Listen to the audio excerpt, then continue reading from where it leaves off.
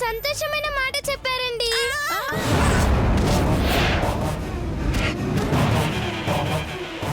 ఏంటి సంతోషమైన మాట? వసేయ్, మీ నాన్న రాస్తుంది రామకోటి కాదే, కోట్ల రూపాయల ఆస్తి. ఇవ్వండి. ఇస్తుంది నా ఫ్రెండ్ కి కదా. ముద్ద పప్పుదానా.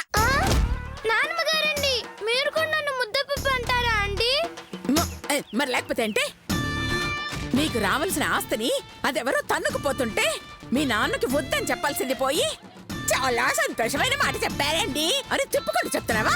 పాపం తనకి ఇల్లు కూడా లేదండి. వాళ్ళ మామయ్య ఎంతో కష్టపడుతున్నారండి. అదే నాన్నగారు ఆస్తి రాసిస్తే అది కూడా నా అలాగే హ్యాపీగా ఉంటుందండి. అమ్మో, దీనికి నిజం చెప్తే వీరనారిలాగా చెలరేగిపోతుంది, ఆ చేతుగాన్ని ఆపుతుంది అనుకుంటే ఇదేమో దానకర్ణిలాగా నా ఫ్రెండే కదా ఈ చెయ్యి అంటుంది. అమ్మో, లాభం లేదు, రూటు మార్చాలి. అయ్యో పిచ్చి తల్లి, నీకేం తెలియక అలా మాట్లాడుతున్నావే? నిజం తెలిస్తే ఆ శ్వేతను ఉతికి ఆరేస్తావు. ఏంటండి, ఏంటా నిజం? ఆ శ్వేత లాక్కుంటుంది నీ ఆస్తి మాత్రమే కాదే, మీ నాన్నగారిని కూడా. మా నాన్నగారిని లాక్కుంటుందా? మరి అది ఏం మాయ చేసిందో గాని మీ నాన్న పూర్తిగా దాని వైపు తిరిగిపోయాడు.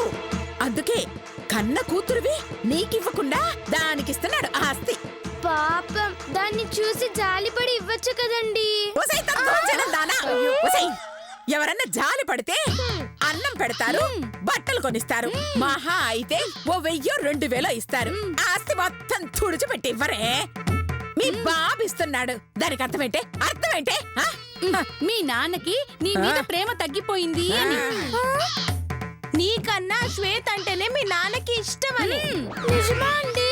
అయ్యో, నిజమా అని అడుగుతావేంటే వెర్రి మొహందానా? ఇదిగో ఒకసారి బాగా ఆలోచించు. నా కూతుర్ని కాదని నేను నీకు మేకప్ వేస్తానా? లేదండి. మా ఆయనకి తప్ప నేనెవరికైనా నగలు ఇస్తానా? లేదండి. అలా చేస్తే అర్థం ఏంటే? నా కూతురు కన్నా నీ మీదే నాకు ప్రేమ ఎక్కువని. నా మొగుడి కన్నా నువ్వే ఎక్కువని. ఇప్పుడు చెప్పవే, మీ నాన్న శ్వేతకి ఆస్తిని రాసివ్వడం రైటా రాంగా? రాంగ్ అండి.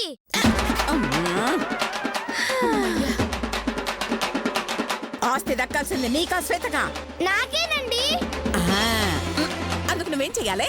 మా నాన్నగారిని ఆపాలండి. మరి లేట్ ఎందుకే? నువ్వింకా పని మీదే ఉండు. ఏంటమ్మా? ఆస్తి శ్వేతకి ఇస్తున్నారా అండి?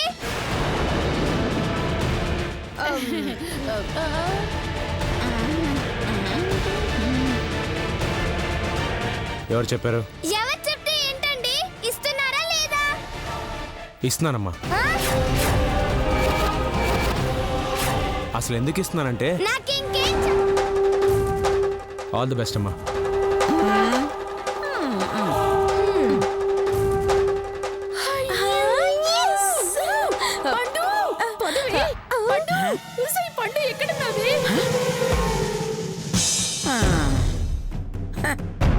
ఓహో, ఆస్తి నా శ్వేత కంట కట్టడానికి ఇలాంటి ప్లాన్ వేశావా? చెప్తారా? నీ ఎత్తుకు పై ఎత్తు వేసి ఆ ఆస్తిని ఎలా లాగాలో నాకు బాగా తెలుసురా. చూడు, నీ ఆస్తిని గీతకొచ్చేలా చేస్తాను.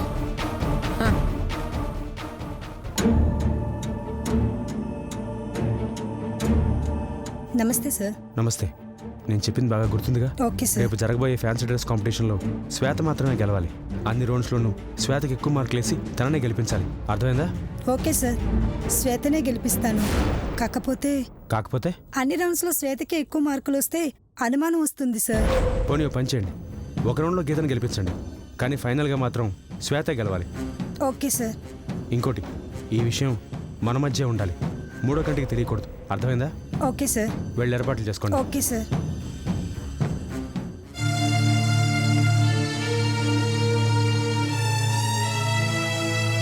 చూడు, ఈ ఫ్యాన్సీ డ్రెస్ పోటీలో నువ్వే గెలవాలి. ప్రైజ్ మనీ నీకే రావాలి. గట్లనే మామా, మంచిగా ప్రాక్టీస్ చేసిన ఎవరొచ్చినా గెలుపు నాదే. సరే సరే, నువ్వు వెళ్ళి రెడీ అవ్వు. మామా, ఒక్క నిమిషం మామా.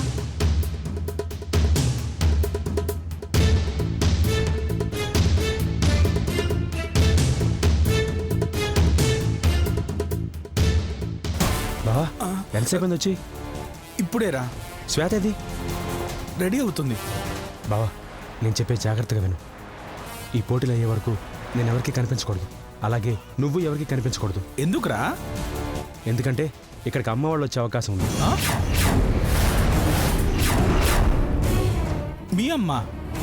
వామ్మో, ఇప్పుడు శ్వేతను చూసి అది నీ కూతురు అని తెలిసిందో కొంపలు మునిగిపోతాయిరా. పోటీ లేదు, వలకాడలేదు, నేను శ్వేతను తీసుకొని వెళ్ళిపోతా. బావా కంగారు పడద్దు. మనం చెప్పే వరకు శ్వేత ఎవరో ఎవరికి తెలిసే ఛాన్స్ లేదు. నేను ఎవరికి కనిపించను, అలాగే నువ్వు కూడా గెటప్ మార్చుకుని ఉంటావు. పోటీలు అయిపోయిన తర్వాత నేను ఇచ్చిన డాక్యుమెంట్స్ తీసుకుని నువ్వు వెళ్ళిపోతావు. అప్పుడు ఇంకా అమ్మకి శ్వేత తన మనవరాలని ఎలా తెలుస్తుంది?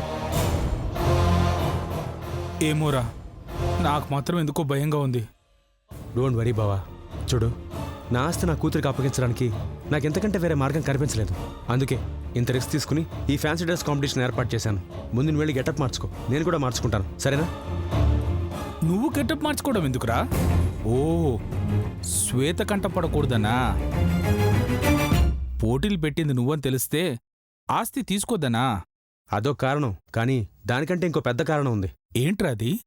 ఛాలెంజ్. ఆ? నాకు మా అమ్మకి మధ్య జరిగిన ఛాలెంజ్. ఆ? ఛాలెంజా? ఏంట్రా అది? అసలు ఏం జరిగిందంటే,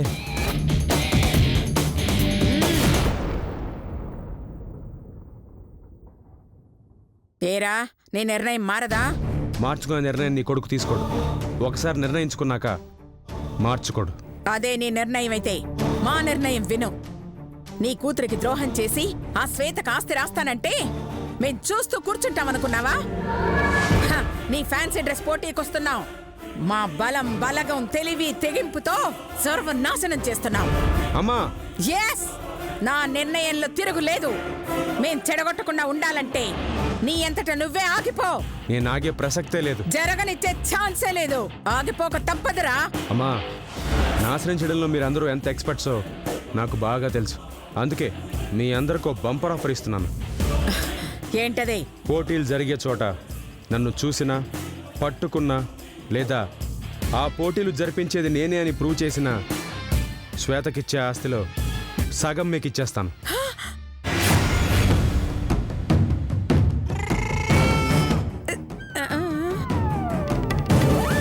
సగం ఆస్తిస్తావా? అంతేకాదు, నేను పెట్టే పోటీల్లో ఒకవేళ గీత గెలిచినా లేదా పండు గెలిచినా ఆస్తి మొత్తం వాళ్ళకే ఇచ్చేస్తాను. హ, ఆ మాత్రం క్లూ ఇస్తే చాలు. ఆస్తి మొత్తం ఎలా కొట్టేయాలో నేను చూసుకుంటాను. All the best. నీకు కూడా. పదండ్రా. నేను ఇచ్చిన ఆఫర్కి నన్ను పట్టుకోవడానికి మా అన్నయ్యలు వదిలిలో విశ్వప్రయత్నం చేస్తున్నారు. వాళ్ళకి నేను దొరకకుండా ఉండాలి అంటే గెటప్ మారాల్సిందే. అలాంటి వాళ్ళకు ఆఫర్ ఎందుకు ఇచ్చావురా? వాళ్ళు ఫ్యాన్సీ డ్రెస్ కాంపిటీషన్ని చెడగొట్టకుండా ఉండడానికే వాళ్ళకి ఆఫర్ ఇచ్చి వాళ్ళని డైవర్ట్ చేశాను. ఓకేరా, అర్థమైంది. సరే, నువ్వు వెళ్ళి రెడీ అవ్వు, నేను రెడీ అవ్వు. అలాగే. ఆ.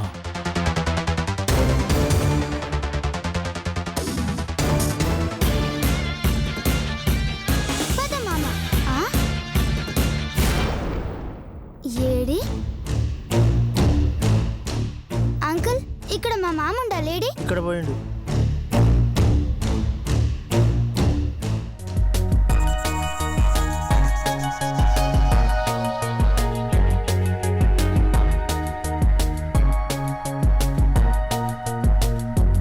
అబ్బో, ఏమో అనుకున్నాను.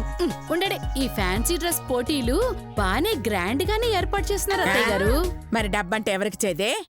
4 కోతి గింతలు గెంతితే బోళ్ళంత డబ్బొస్తుందని అందరికీ తెలిసే ఎగబడి ఈ పోటీలకొచ్చారు.